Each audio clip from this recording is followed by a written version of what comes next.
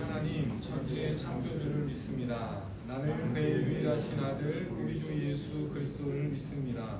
그는 성령과 마리아에게서 나시고 본디오 빌라도에게 고난을 받아 십자가에 못 박혀 죽으시고 장사된 지 사흘 만에 죽은 자 가운데서 다시 살아나셨으며 하늘에 오르시어 전능하신 아버지 하나님 우편에 앉아 계시다가 살아있는 자와 죽은 자를 심판하러 오십니다. 나는 성령을 믿으며 거룩한 공교회와 성도의 교제와 죄를 용서받는 것과 몸의 부활과 영생을 믿습니다. 아멘. 네, 오늘은 주님 말씀하시면 우리 같이 찬양하겠습니다. 주님 말씀하시면 이게 제가 가사를 불러드릴게요. 같이 주님 말씀하시면 내가 나아가리다. 주님 말씀하시면 내가 나아가. 주님 뜻이 아니면 내가 멈춰서리다. 뜻이 아니면 내가 멈춰서 나의 가고 서는 것 나의 가고 서는 것 주님 뜻에 있으니 주님 뜻에 있으니 오 주님 나를 이끄소서. 주님 나를 이끄소서. 주님 말씀하시면 내가 나아가리다. 주님 말씀하시면 내가 나아가리다. 주님 뜻이 아니면 내가 멈춰서리다. 내가 멈춰서리다. 나의 가고 서는 것 주님 뜻에 있으니 주님 뜻에 있으니 오 주님 나를 이끄소서. 주님 나를 이끄소서. 뜻하신 그곳에 나 있기 원합니다. 뜻하신 그곳에 나 있기 원합니다. 이끄시는 대로 순종하며 살리니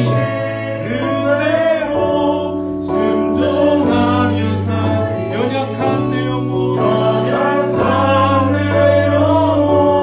통하여 일하소서. 주님 나라와 그 뜻을 위하여 뜻하신 그곳에 나 있기 원합니다. 뜻하신 그곳에 나 있기 원합니다. 이끄시는 대로 순종하며 살리니 연약한 내 영혼 통하여 일하소서. 주님 나라와 그 뜻을 위하여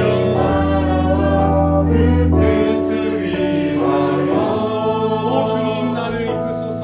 오 주님 나를 이끄소서. 아멘. 제가 기도하겠습니다. 사랑이 많으신 하나님 감사합니다. 죄 많은 우리를 구원하시려고 예수 그리스도를 우리를 위해 보내주셔서 그 그리스도의 사역을 감당하게 하시고 그로 말미암아 우리가 이렇게 하나님을 알며 예배하며 하나님께 나올 수 있게 하여 주시니 너무나도 감사드립니다. 우리가 이 배운 내용들을 실제로 적용하여서 예수 그리스도께서 정말 우리의 선지자, 제사장, 왕 되심을 우리 분명히 기억하여 그 유익들을 분명히 누리게 하여 주시고 그 확신을 가지고 살아가는 우리가 될 수 있게 도와주시옵소서. 특별히 이 시간에 우리가 왕 되신 예수 그리스도에 대해서 배우려고 합니다. 우리 무엇보다 그냥 호칭만 주가 아니라 호칭만 그리스도가 아니라 정말 예수님을 우리의 왕으로 분명하게 섬기며 살아가는 순종하는 우리가 될 수 있도록 도와주시옵소서. 함께하여 주실 줄 믿사오며 예수님의 이름으로 기도드렸습니다.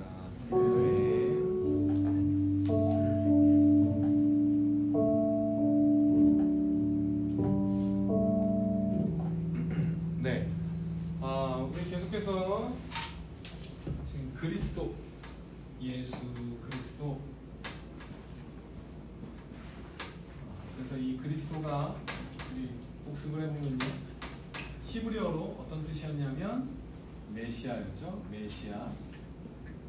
그리고 이 뜻은 기름 부음 받은 자.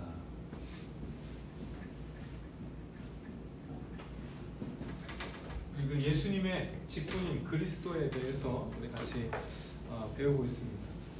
이 구약에서도 메시아는 굉장히 중요했어요. 구약에서도 메시아가 너무 중요해서 이제 이스라엘이라는 나라를 하나님의 뜻대로 이끌어가기 위해서 필요했던 세 가지 직분이 있었는데 그 직분들이 바로 선지자, 제사장, 그리고 왕이었습니다. 근데 이 직분들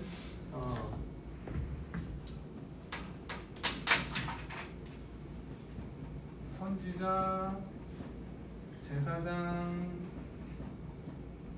왕, 이렇게 이 세 직분들의 공통점은 모두 다 이제 기름을 부어서 임명했다는 것입니다. 그래서 기름 부음 받은 자라고 불리면서 이를 이제 메시아라고 불렀는데요. 그래서 사실은 이 세 직분들이 구약의 이스라엘에게 있어서 너무 중요한 역할을 했습니다. 선지자는 하나님의 뜻을 대언해서 선포하고 백성들이 혹시라도 하나님의 뜻에서 어긋나면 때로는 그 심판에 대한 경고를 통해서 백성들을 바로잡는 이렇게 하나님의 뜻을 대언하는, 하나님께서 그 입에 말씀을 넣어주시면 그걸 그대로 선포하는 그런 역할을 선지자가 감당했고요. 제사장은 우리 배웠듯이 이스라엘의 그 12지파를 대표로 해서 그 보석으로 상징하는 그 12개의 보석을 가슴에 달고 하나님께 나아가는 이제 그 역할을, 백성들과 하나님 사이를 그 중재하는 그 중보의 역할을 감당하는 그런 제사장의 역할을, 제사장이 또 그런 역할을 감당했습니다. 그리고 이제 왕은 뭐 우리가 알다시피 이스라엘 백성들을 잘 다스려서, 그래서 하나님의 뜻대로 원래는 그 하나님의 성품이 드러나는 나라가 돼야 됐거든요, 이스라엘이. 그래서 이 땅에 이스라엘이 하나님이 어떤 분이신가를 보여주는 나라가 돼야 됐어요. 하나님의 성품,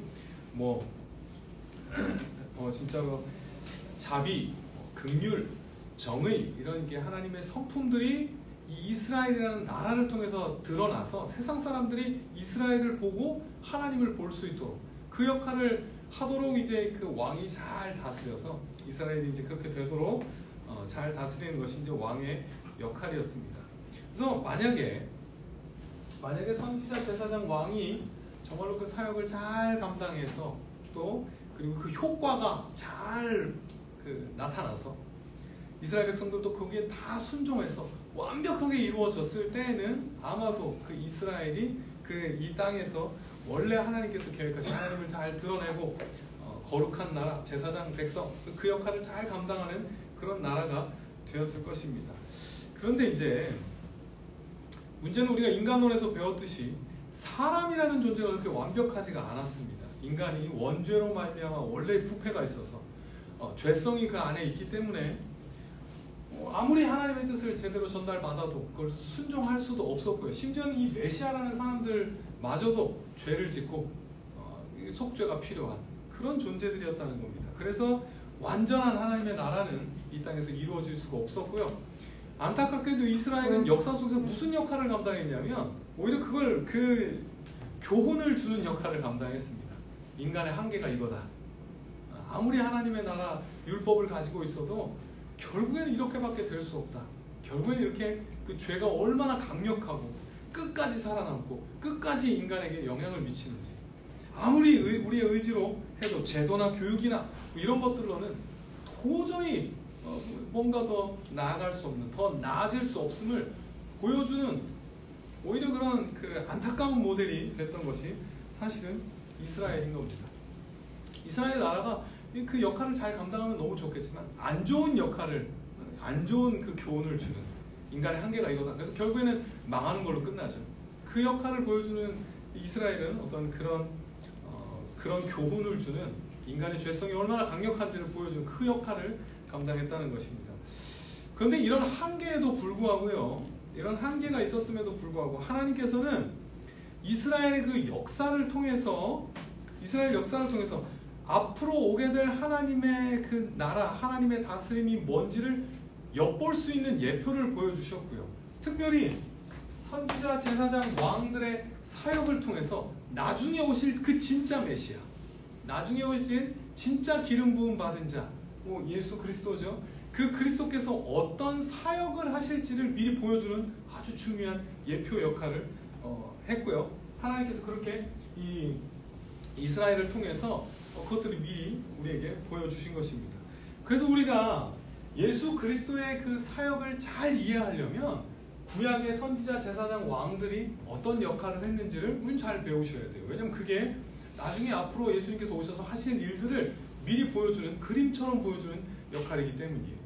구약에는 많은 메시아들이 있었지만 이제 그것들이 다 어디로 수렴되냐면 앞으로 오실 그 진짜 메시아, 여러 사람이 나와서 했던 일들을 이제 그 메시아가, 최종적인 메시아가 그렇게 나타나셔서 이 사역들을 다 감당하게 될 것임을 우리가 분명히 볼 수 있습니다. 그래서 이스라엘 백성들은 아주 간절하게 이 최종적인 메시아를 기다리고 있었습니다. 이 최종적인 메시아를 기다리고 있었고요. 근데 그럴 수밖에 없는 게요. 이제 예레미야서, 이거 제가 읽어드릴게요. 예레미야서 23장 5절에서 6절을 보면 제가 읽어드리겠습니다. 여호와의 말씀이니라. 보라, 때가 이르리니 내가 다윗에게서 한 의로운 가지를 일으킬 것이라. 그가 왕이 되어 지혜롭게 다스리며 세상에서 정의와 공의를 행할 것이며 그의 나라 유다는 구원을 받겠고 이스라엘은 평안히 살 것이며 그의 이름은 여호와 우리의 공이라 일컬음을 받으리라. 이렇게 다윗의 혈통에서 나오는 한 왕이 결국에는 이스라엘을 다시 일으키시고 하나님의 나라로 다시 세울 것임을 이렇게 이제 예언하는 말씀들. 다윗의 후손, 뭐 이제 이사야에서는 이새의 뿌리에서 나오고, 뭐 에스겔에서는 아예 다윗이 다시 온다고 이렇게까지 정확하게 표현하고 있습니다. 그래서 어떤 그 메시아, 기름 부음 받은, 특별히 이제 왕으로서 오실 어떤 그 메시아를 이스라엘 사람들은 기다리고 있었어요. 왜냐하면 이렇게 선지서에서 계속해서 예언하고 있기 때문에 그 왕이 와서 진짜로 유다를 구원해 줄 것을 이제 기다리고 있었던 것입니다. 더군다나 이제 이 기다림은 바벨론 포로 이후에는 더 강렬해졌어요. 왜냐하면 이제 바벨론 때 포로 생활을 하면서 이 구해줄 진짜 그 메시아가 빨리 왔으면 좋겠다. 그 왕이 와서 빨리 우리를 좀 건져줬으면 좋겠다. 이런 기대를 굉장히 많이 가졌습니다. 이제 그 이후로도 사실 이스라엘 역사를 보시면요, 그 이후로 이제 바벨론 이후에 페르시아가 그 지방 이제 패권을 잡는데요. 그랬더니 이스라엘은 또 페르시아의 이제 어떤 지배를 받게 되죠. 근데 다행히 페르시아의 왕인 고레스가 이스라엘 백성들을 다시 보내죠. 유다 민족들을 다시 원래도 돌아가요. 그러나 그 땅에 돌아왔어도 여전히 지금 사실은 페르시아의 지배를 받는 그런 피지배 국가가 된 것입니다. 성경의 역사는 이제 여기서 끝나는데 그 구약은 여기서 끝나요. 구약은 여기서 끝나고 이제 그 구약과 신약의 사이에 대략 한 400년의 시간이 있습니다. 이제 400년 정도 지나고 나서 예수님께서 오시는 건데요. 근데 이제 그 400년 사이의 역사를 보면요, 여기서 끝나지 않아요. 페르시아 이후에 이제 또 그 지방을 이제 그리스가 또 이제 다 점령을 합니다. 우리도 아마 아실 거예요. 역사 통해서 배워서 알렉산더 대왕이 그 주변을 다 점령을 해서 이제 그리스의 그 영토가 됩니다. 그때는 또 이제 그리스의 지배를 받고요. 또 알렉산더가 죽고 나서 이제 그 알렉산더의 밑에 있었던 그 부하 장수들로 이제 나라가 나뉘는데, 그때도 또 요 이집트 지역에 있는 그 부하가 다스릴 때는 거기에 또 지배를 받고, 또 이쪽 메소포타미아 쪽에 있는 그쪽에서 또 다스릴 때는 그것도 그 지역을 받고, 맨날 그렇게 남의 나라 속에, 남의 나라의 어떤 그 지배를 받으며, 압제를 받으며, 그렇게 핍박을 받으며 힘들게 이스라엘이 살아갑니다. 그리고 나서 이제 또 그리스 이후에도 결국엔 로마가 또 이제 거기를 다 점령하니까 로마의 지배를 받고, 이제 그게 이제 신약이 시작될 때 그 배경입니다. 그러면 여러분 한번 생각해 보십시오. 400년이 넘는 시간 동안 계속해서 어떻게 했냐면 다른 나라의 그 지배를 받고 있었던 겁니다. 우리 나라가 대략 한 36년 정도 일본 일제 치하에 있었는데, 일제 압제를 받았는데, 그때 우리의 온통 생각은 다 어디에 있었습니까? 어떻게든 좀 독립할까? 그래서 막 독립운동하고요. 그렇게 거기서 벗어나고자, 그게 이제 소망이고 꿈이었는데, 이스라엘은 400년이 넘는 시간 동안 그렇게 다른 나라의 피지배 국가로 있었으니까 얼마나 간절했겠습니까? 그 간절함과 성경의 예언, 메시아, 이 왕, 특별히 그 왕, 다윗과 같은 왕, 그 강력하던 시대의 그 왕이 올 거라는 그 약속 때문에 이스라엘 백성들은 엄청나게 간절하게 기다렸습니다. 그 왕이 오기를, 다윗과 같은 그 메시아가 오기를 지금 아직도 기다리고 있습니다. 아직도 기다리고 있고요. 그 메시아를 지금 현재 이스라엘은 아직도 기다리고 있습니다. 뭐 현재 이스라엘은 예수님을 그 그리스도가 왔다고 생각하지 않기 때문에 여전히 기다리고 있고요. 근데 어떻든 그렇게 간절하게 그 메시아를 기다렸습니다. 그런데 이게 근데 문제는 뭐냐면요. 예수님께서 분명히 그리스도로 오셨어요. 왕으로 오셨어요. 왕으로 오시긴 오셨는데 그 개념이 이스라엘이 기다리고 있던 정치적인 왕이 아니었다는 게 문제입니다. 그러니까 이제 이스라엘 사람들은 계속해서 뭘 기다리냐면 그 당시에는 이제 로마가 지배할 시대니까 로마로부터 좀 독립되기를 막 너무 간절하게 로마로부터 독립시켜줄 강력한 왕이 오기를 기다리고 있었는데 이제 예수님이 그 성경의 예언대로 분명히 오셨고 이스라엘을 구원하시지만 그 구원은요 이런 어떤 정치적인 개념의 왕도 아닐 뿐더러 정치적인 개념의 구원이 아니었던 겁니다. 로마로부터의 구원이 아니라 더 근본적인 문제, 우리 그 이스라엘의 역사를 통해서 보여줬던 죄의 지배의 문제, 이 인류 안에 있는 죄와 죽음의 문제, 그 죄와 죽음의 문제로부터 구원하실 메시아 그리스도로 예수님께서 오셨던 겁니다. 대상도 그냥 유대인들만 어떻게든 이렇게 구원해서 이제는 다른 나라를 다 지배하는 그런 이스라엘을 만드시는 그런 왕이 아니고 그런 대상이 아니라 대상도 이제는 예수님을 믿는 모든 민족, 그 모든 민족, 예수님을 믿는 선택된 하나님의 그 백성들 전체를 구원할 그런 메시아로 오신 것입니다. 그래서 강력한 왕으로 와서 그 로마로부터 이스라엘을 독립시키는 게 아니라 뭘 하시냐면 예수님 그렇게 말씀하시는 거예요. 내가 십자가에서 죽어야 된다. 그러니까 이게 아마 그 당시 기다려왔던 유대인들은 이거 도저히 납득이 안 되는 겁니다. 이 사람들 기다렸던 왕은 와가지고 빨리 이제 그 전쟁 준비를 해서 모든 나라들 다 쳐서 없애고 이스라엘을 빨리 구원해야 되는데 예수님은 오셔서 십자가에서 죽을 거라고 말씀을 하시니까 이해 못할 뿐더러 제자들도 이제 이해를 못합니다.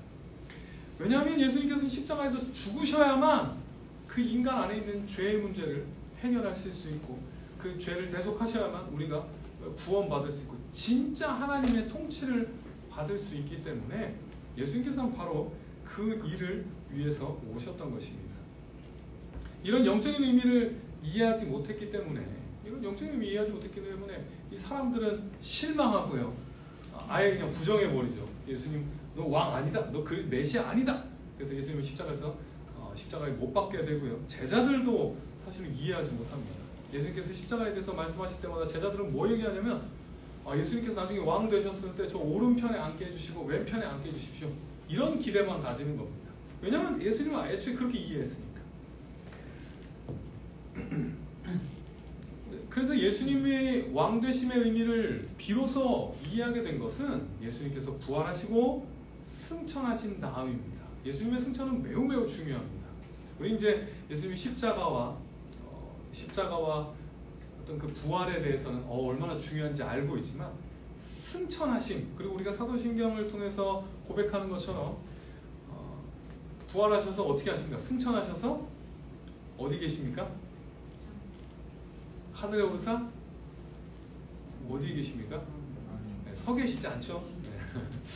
그 하나님 우편에 앉아 계신다고. 그 내용이 사실은 굉장히 중요한 내용입니다. 이 승천이라는 게 사실은 예수님께서 공식적으로 왕 되심을 선언하는 어떤 대관식 같은, 그게 바로 이제 승천에 굉장히 중요한. 물론 예수님은 이미 사실은 원래는 왕이십니다. 삼위의 하나님의 그 두 번째 위격으로서 이 모든 세상을 창조하시는데 함께 하셨던 물론 이 만한 우주적인 왕이십니다. 그러나 그뿐만 아니라 또한 이제는 타락한 인류에게 중보적인 왕으로서 공식적으로 왕이 되는 시간이 이제 그 승천하시는 그때였던 겁니다. 그래서 요 이제 승천이 너무 중요해서요. 우리 이제 그 부분들을 좀 말씀을 찾아보려고 하는데요. 사도행전 1장 9절입니다.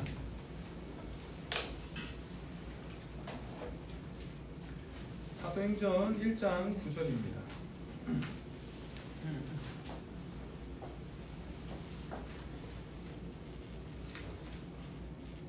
사도행전 1장 9절 같이 한번 읽어보겠습니다. 시작. 이 말씀을 마치시고 그들이 보는데 올려져 가시니 구름이 그를 가려 보이지 않게 하더라. 이렇게 예수님께서 승천하시는 장면이 나오는데요. 여기서 나오는 이제 그 구름은 그냥 그 눈에 보이는 구름이 이렇게 가려졌다, 뭐 예수님께서 그냥 하늘 높이 올라가셨다 이런 의미가 아니라요. 성경에서 구름은 보통 하나님의 임재와 영광을 상징합니다. 영광 중에 승천하시는 예수님을 표현한 것이고요.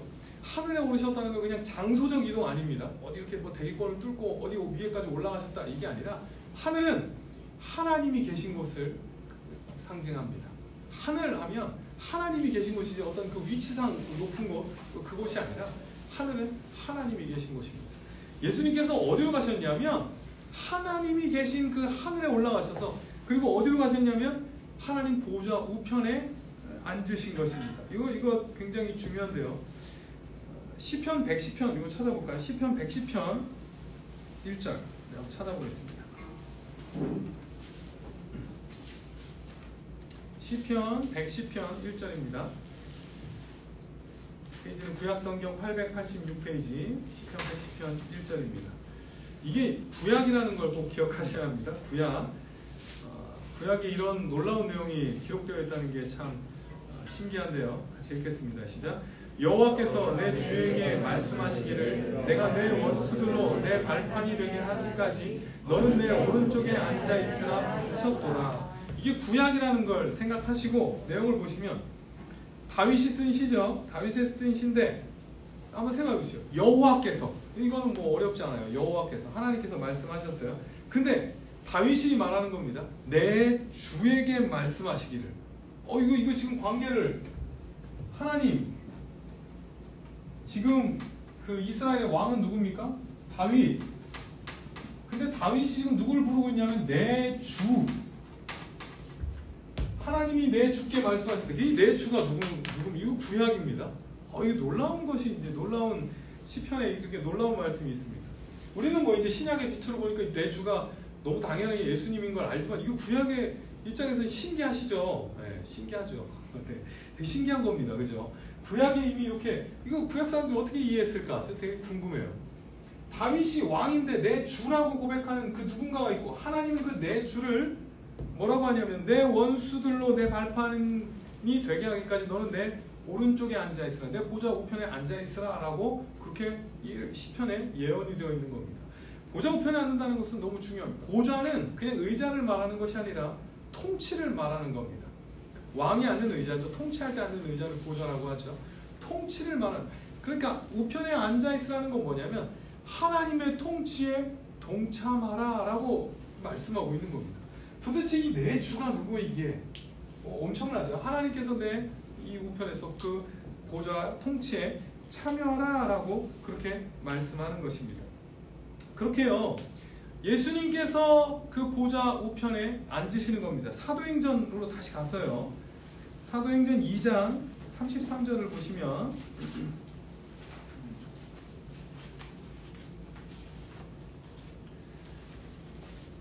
사도행전 2장 33절부터 36절까지 요 구절을 이제 인용하는 베드로의 설교인데요. 같이 읽겠습니다. 시작. 하나님이 오른손으로 예수를 높이심에 그가 약속하신 성령을 아버지께 받아서 너희가 보고 듣는 이것을 부어주셨느니라. 다윗은 하늘에 올라가지 못하였으나 친히 말하여 이르되 주께서 내 주에게 말씀하시기를 내가 내 원수로 내 발등상이 되게 하기까지 너는 내 우편에 앉아있으라 하셨도다 하였으니 그런즉 이스라엘 온 집은 확실히 알지니 너희가 십자가에 못 박은 이 예수를 하나님이 주와 그리스도가 되게 하셨느니라 하니라.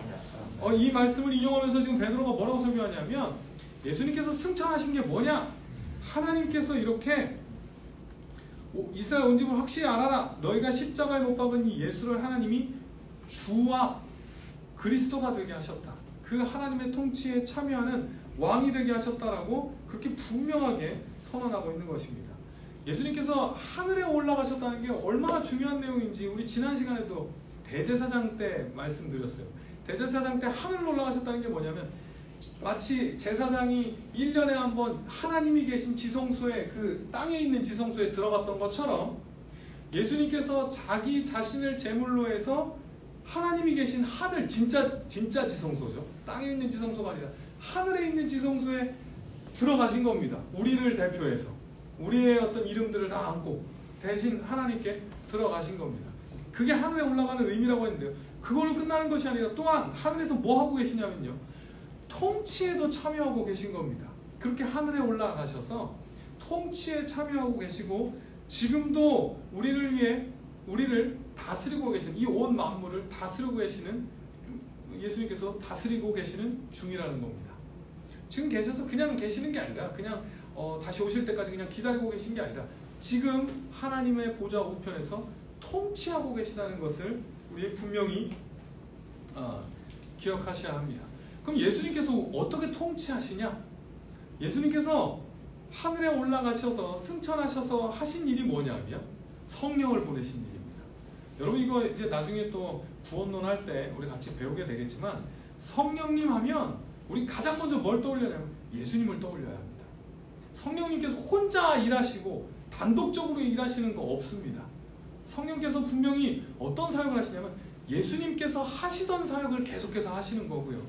예수님의 하시려고 하시는 일들을 성령께서 대신 함께 하시는 겁니다. 그래서 예수님께서 그 하늘에 올라가셔서 보좌 우편에서 성령을 보내시고 이제는 성령으로 말미암아 우리를 다스리고 계시다는 것을 우리 분명히 믿으셔야 합니다. 예수님께서는 하나님 보좌 우편에 앉아서 계십니다. 그러나 우리를 다스리시는데 어떻게 다스리시냐면 성령을 통해서 우리를 다스리고 계십니다. 우리 지난 시간에 했던 걸 약간 복습하면요, 예수님은 여전히 지금도 선지자 사역 감당하고 계시다고 했습니다. 이때도 마찬가지 성령이었죠. 성령을 통해 우리에게 말씀을 가르치시고 성령을 통해 이 주어진 사역자들을 통해서 또 이 교회를 통해서 우리에게 하나님의 뜻을 알려주시는 역할을 지금도 하고 계십니다. 성령을 통해 하시지만 예수님이 하시는 겁니다. 또 제사장 역할, 제사는 이제 한 번으로 끝났지만 제사장 역할을 여전히 감당하셔서 우리를 축복하고 계시고 우리를 중보하고 계시고 우리를 위해 계속해서 기도하고 계신다는 사실, 이거 분명히 믿으셔야 한다 했습니다. 이 두 가지 사실, 그리고 성령을 보내셔서 우리를 다스리고 계신다는 사실을 우리 분명히 믿으셔야 합니다. 이게 되게 중요합니다. 구약 시대에도 성령은 분명히 임했습니다. 어떤 특별한 사람들에게 임해서 특별한 재능을 주셨고, 그러나 어떻게 보면 임시적으로 머물렀다면 오늘날 우리의 놀라운 특권은 성령께서 모든 사람에게 임하신다는 겁니다. 모든 사람에게 임하셔서요, 이제 예수님께서는 그 성령을 통해서 우리를 가르치시고 또 우리를 깨닫게 하시고 우리를 인도하고 계십니다. 그래서 우리는요, 예배를 드리고 말씀을 듣는다는 거, 이건 그냥 어떻게 보면 사역자의 그냥 설교를 듣는 거로 생각하시면 안 됩니다. 이거는 성령께서 우리를 가르치시고 선지자 사역을 하시고 또 왕으로서 다스리는 어떤 그 수단으로서 이 시간을 사용하시는 겁니다. 이거 분명히 믿으셔야 합니다. 그 믿음을 가지고 우리가 말씀을 들으셔야 하나님의 통치를 받을 수 있는 겁니다. 하나님께서 설교를 통해서 또 이 말씀을 통해서 우리를 이끌려고 하시는데 성령을 통해 깨닫게 하시고 때로는 찔려서 회개하게 하시고, 그것도 하나님께서 통치하고 계신 겁니다. 회개해라. 또는 깨닫게 돼서 어느 날 막 도전을 받아서 내가 이제부터는 이거 좀 말씀도 열심히 읽어야 되겠다. 그것도 성령을 통해서 예수님께서 지금 우리를 통치하고 계시다는 사실을 분명히 믿으셔야 합니다. 그건 그냥 우리 마음에 느껴지는 내가 생각해낸 그런 게 아니라요, 성령을 통해서 예수님께서 지금 우리를 다스리고 계시다는 증거입니다. 그렇다면요, 순종하셔야 돼요. 그냥 깨닫는 걸로 끝나면 절대 안 됩니다. 그냥 찔린다, 그걸로 끝나면 안 됩니다. 회개하셔야 하고요, 돌이키셔야 하는 게 바로 순종하는 겁니다. 진짜로 말씀을 통해서 우리 마음에 도전이 됐다면 그거 당장 가서 실천하셔야 합니다. 그게 바로 예수님께서 성령을 통해 우리를 다스리고 계시다는 증거이기 때문에 우리 분명히 거기서 순종하셔야 합니다.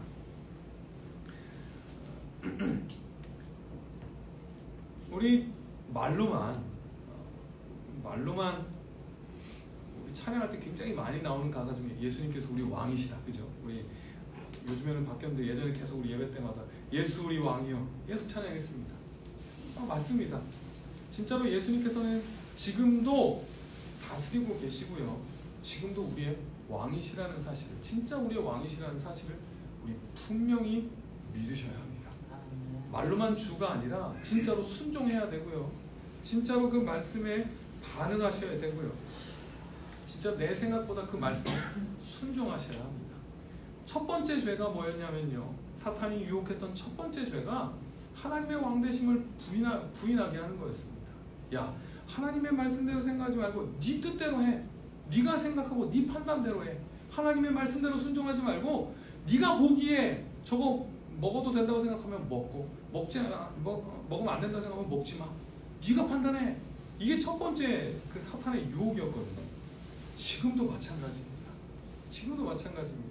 우리 말씀을 통해서 계속해서 찔림을 받고 인도를 받는데요, 지금도 여전히 유혹해요. 야, 그 말이 그렇다는 거죠. 어떻게 실제 생활에 가서 그 말씀대로 사냐? 그 손해본다. 힘들다. 자존심 상하지 않냐? 기분 나쁘지 않냐? 어떻게 그렇게 사냐? 지금도 여전히 우리를 유혹해서 세상적으로 생각하도록. 에베소서 2장에 보면요, 그 유혹에 대해서 굉장히 잘 나오는데요. 맞아요. 에베소서 2장을 보면 아주 적나라하게 나오는데, 공중의 권세 잡은 자들이 우리를 다스리고 있습니다. 예전에 진짜로 그랬던 것처럼 다스리고 있습니다. 그런데요, 뭘 가지고 하냐면 세상의 풍조. 이 세상 분위기를 보니까, 야, 세상 사람들 다 이렇게 하는데 우리 어떻게 이렇게 사냐? 세상 사람들 다 이 정도는 거짓말하고, 이 정도는 다 융통성 있게 하고, 세상 사람들 이 정도는 다 누리고 살지 않냐? 우리도 해야 되지 않냐? 그렇게 세상 풍조로 우리를 압박합니다. 야, 세상에서 돈이 얼마나 중요하냐? 우리도 돈 중요하지 않냐? 말씀 듣고 은혜 받는 건 좋지만 현실은 그렇지 않다. 세상 풍조를 가지고 우리를 계속해서 압박하고 유혹합니다. 또 하나, 에베소서 2장에 보면 우리의 육체와 마음이 원하는 대로 그렇게 살았다고 합니다. 그렇게 살도록 또한 유혹합니다. 우리 육체와 마음이 원하는 대로, 네 마음 가는 대로, 너 본능대로. 이게 지금도 그 왕 대신 예수 그리스도의 통치를 방해하는 사탄의 유혹입니다. 우리 그걸 분명히 아셔야 합니다. 이 치열한 전투가 분명히 일어나고 있고요. 치열한 전투가 일어나고 있고요. 우리가 예수님을, 왕 대신 예수님을 드러내는 방법은 말로 하는 게 아닙니다. 찬양으로 하는 게 아닙니다. 우리의 삶으로 예수님의 통치를 보여주셔야 합니다. 진짜 예수님이 왕이시다라는 것을, 진짜 예수님이 나의 왕이시다라는 것을 우리의 순종으로 보여주셔야 한다는 겁니다. 그러려면요, 진지하게 왕이신 예수님을 인정하셔야 합니다. 그냥 말씀을 보는 게 아니라, 그냥 설교를 듣는 게 아니라, 진짜 왕이신 예수 그리스도께서 성령을 통해 우리를 다스리는 수단임을 우리 분명히 기억하셔서, 분명히 믿으셔서, 그 믿음으로 받으셔서 거기에 순종하려고 애쓰셔야 합니다. 진짜 싸우셔야 합니다. 이 세상이 계속 끌고 가기 때문에 예수님의 통치대로 사는 거 쉽지 않습니다. 그러나 얼마나 감사한지요. 예수님께서 그냥 겉으로 그냥 어떤 강압적으로 다스리는 것이 아니라 성령을 보내셔서 우리의 마음을 감동시키시고 우리를 설득하셔서 그 통치에 순종하도록 우리를 인도하고 계시는 분이십니다. 여전히 우리에게 인격적으로 다가오셔서 말씀을 통해 설득하시고 우리의 마음을 일어나게 하시고 막 동기가 생기게 하시고, 우리 그 성령의 역사하시면 우리 민감해지셔서 이렇게 예수님이 우리를 통치하고 계시구나를 민감히 느끼셔서 거기에 순종하시는 우리가 되어야 합니다. 그게 예수님의 왕되심을 이 세상에 드러내는 방법입니다. 저 사람들 보니까 진짜 뭐가 다르다. 다른 원리를 가지고 살고 있다. 다른 법으로 살고 있다. 우리가 하나님 나라의 백성이, 천국의 백성이라는 것을 그렇게 우리의 삶으로 다른 것의 통치를 받고 있음을 보여주셔야 합니다. 또 하나 중요한 예수님의 통치가 있는데요. 예수님의 어떤 그 영적 통치, 우리의 마음을 다스리는, 교회를 다스리는 것뿐만 아니라요. 우리 이걸 한번 찾아볼까요? 에베소서 1장, 에베소서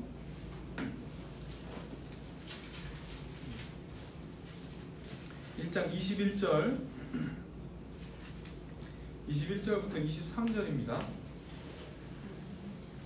에베소서 1장 21절부터 23절입니다. 같이 읽겠습니다. 모든 통치와 권세와 능력과 주권과 이 세상뿐 아니라 모든 세상에 컨거는 모든 인류에 뛰어나게 하시고, 또 만물을 그의 발 아래 복종하게 하시고, 그를 만물 위에 그의 머리로 삼으셨느니라. 교회는 그의 몸이니 만물 안에서 만물을 충만하게 하시기 위해 충만함이니라. 아멘. 이게 어려운 말씀이지만요, 뭐 이렇게 쉽게 생각하면요, 보십시오. 하나님께서 모든 통치와 권세와 능력과 주권과 이 세상뿐 아니라 오는 세상에 있거든 모든 이름 위에 뛰어나게 하시고요. 22절 보시면 만물을 그의 발 아래 복종하게 하시고 만물을 다 다스리게 하시는데요. 그 만물 위에 교회의 머리로 예수 그리스도를 세우셨다는 겁니다. 네. 네. 당황스럽네요. 네. 지금 만물 위에 교회를 세우시고 그 교회의 머리로서 이게 놀라운 말씀입니다. 세상을 다스리는데 예수님께서 이 온 만물을 다스리는데 뭘로 교회의 머리로 다스린다는 겁니다. 이게 사실 우리가 역사를 보면 세상 역사 속에서 보면 교회라는 게 얼마나 그 연약합니까? 교회가 무슨 힘이 있는 것 같이 보입니까? 세상이 훨씬 더 세 보이고요, 그죠? 예수님마저도 그 세상 권세인 빌라도에게 심판을 받으셨고요. 결국 빌라도의 어떤 그 결국엔 십자가에 못 박혀 돌아가셨습니다. 힘은 누구에게 있는 것처럼 보이냐면 세상에 있는 것처럼 보입니다. 빌라도에게 있는 것처럼 보이고요. 그 초대교회 때 그렇게 박해했던 그 로마 황제, 기독교를 얼마나 많이 박해했는지 모릅니다. 힘은 어디에 있는 것처럼 보이냐면 로마에 있는 것처럼 보입니다. 그러나 분명한 것은요, 그 모든 역사가 결국 뒤돌아서 보니까 교회를 위한 역사였고요. 그 시간 동안 예수님이 진 것이 아니라 오히려 그 백성들을 구원하기에 자발적으로 빌라도에게 고통을 당하신 것이고요. 로마 시대의 그 교회가 그 핍박을 통해 오히려 진짜 교회됨을 드러내고 성장하는 그 계기가 되었다는 겁니다.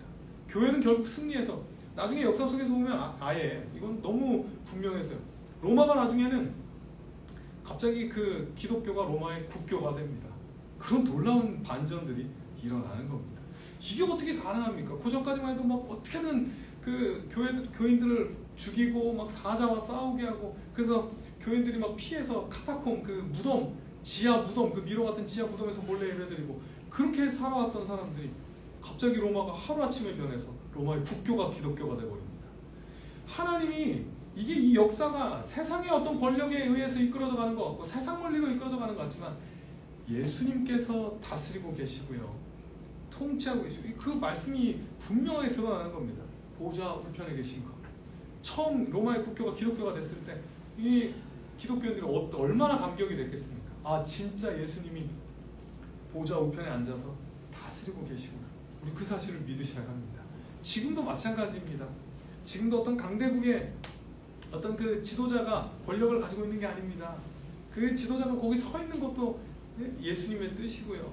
그 예수님께서 다스리는 통치의 어떤 그 부분일 뿐입니다. 놀랍게도요, 예수님은 그 이 역사를 움직여 가실 때 교회를 중심으로 움직여 가신다는 겁니다. 그걸 믿으셔야 합니다. 우리가 그 엄청난 분, 이 우주의 주인이신 분이 우리 교회를 통치하고 계시고 이 역사를 주관하고 계심을 분명히 믿으셔야 합니다. 그래야 우리가 하나님의 뜻에 담대하게 그 통치에 순종할 수 있습니다. 예수님의 통치에 용감하게 순종하려면 우리 그걸 믿으셔야 합니다. 이 세상 예수님께서 다스리고 계십니다. 결국에 마지막에 예수님 다시 오실 때는 분명하게 드러나게 될 겁니다. 아 이렇게 해서 예수님께서 역사를 이렇게 이끌어 오셔서 결국에 이렇게 완성시키는구나. 우리 다 같이 확인하게 되고요. 예수님을 믿지 않았던 자들도 결국에는 다 확인하게 될 것입니다. 그때까지 우리 믿음을 가지시고 용기를 가지셨으면 좋겠습니다. 지금요 우리 이 세상이 아직 끝나지 않고 이렇게 역사가 이어지는 이유는요, 아직 하나님의 백성, 구원받아야 될 하나님의 백성이 남아있기 때문입니다. 우리 그 분명한 우리 중심을, 그 중심적 사고를 잃어버리면 안 됩니다. 진짜 지금 이 세상이 남아있는 이유는 예수님께서 아직 구원해야 될 하나님의 백성들이 남아있기 때문입니다. 마치 소돔과 고모라가 진짜 그 의인 10명 때문에 멸망하지 않게 되는 것처럼 우리 때문에 지금 이 세상이 여전히 남아있는 거고요. 여전히 돌아가고 있는 겁니다.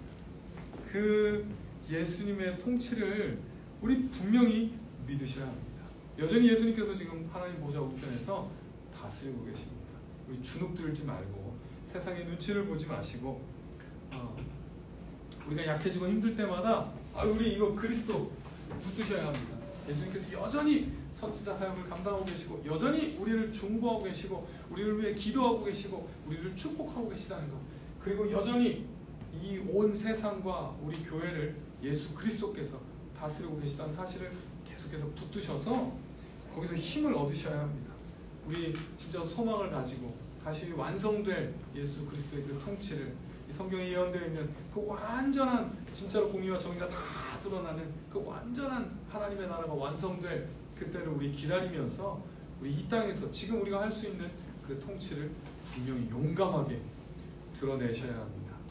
그런 우리 귀한 성도님들, 그냥 예수 그리스도라는 이 중요한 직분을 고백하면서도 이런 내용들을 하나도 생각하지 않고 그냥 그리스도, 입에 붙은 그리스도가 아니라 진짜 이 내용들을 붙잡고 예수님께서 이렇게 그리스도 사역을 감당하고 계시, 우리 그 믿음을 가지고 담대하게 선포하고 우리의 삶으로도 선포하는 귀한 성도님들 되셨으면 좋겠습니다.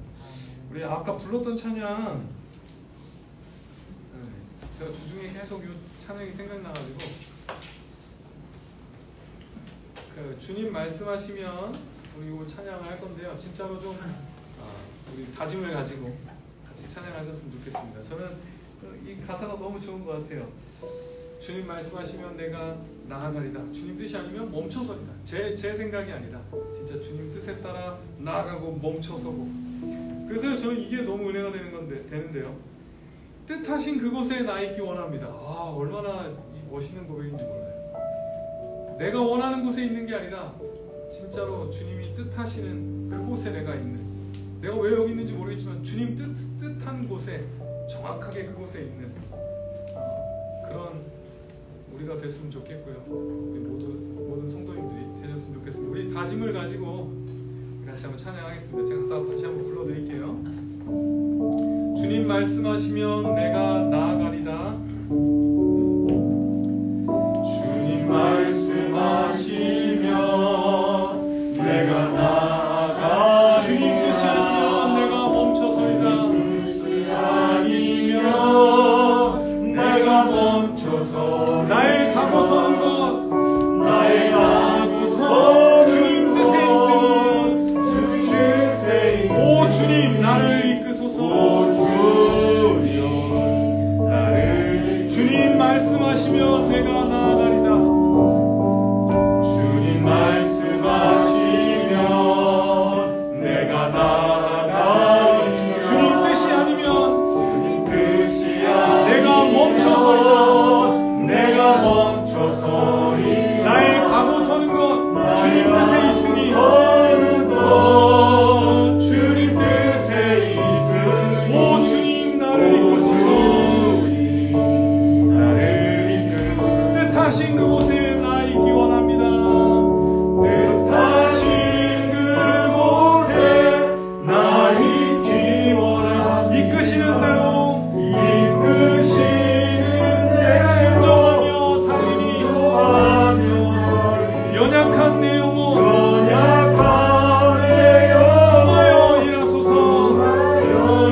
주님 나라와 그 뜻을 위하여, 그 뜻을 뜻하신 그곳에 나 있기 원합니다. 이끄시는 대로 순종하며 살리니,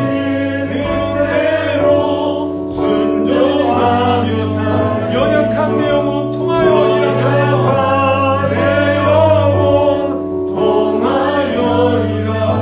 주님 나라와 그 뜻을 위하여, 오 주님 나를 이끄소서. 오 주님 나를 이끄소서. 아멘. 기도하겠습니다. 사랑의 하나님, 우리가 예수님께서 지금 하나님 보좌 우편에서 우리를 다스리고 계심을, 이 온 우주를 다스리고 계심을 같이 배웁니다. 우리가 그리스도라 고백할 때 이것이 그냥 호칭이 아니라 정말로 선지자 되시고 제사장 되시고 왕 되신 예수 그리스도를 믿으며 그 사역을 의식하며 하는 고백이 되게 하여 주셔서 우리가 이 땅을 살아갈 때 정말로 담대하게 살아가게 하시며 정말 하나님의 통치에 순종하며 세상에 하나님의 통치를 보여주는 귀한 성도들 되게 도와주시옵소서. 아멘. 언제나 우리와 함께 하시고 우리를 지키시고 우리를 축복하시는 하나님을 믿으며 예수님의 이름으로 기도드렸습니다. 아멘. 우리 주님께서 가르쳐 주신 기도로 수요 강좌 마치겠습니다. 하늘에 계신 우리 아버지, 아버지의 이름을 거룩하게 하시며 아버지의 나라가 오게 하시며 아버지의 뜻이 하늘에서와 같이 땅에서도 이루어지게 하소서. 오늘 우리에게 일용할 양식을 주시고 우리가 우리에게 잘못한 사람을 용서하여 준 것 같이 우리 죄를 용서하여 주시고 우리를 시험에 빠지지 않게 하시고 악에서 구하소서. 나라와 권능과 영광이 영원히 아버지의 것입니다. 아멘.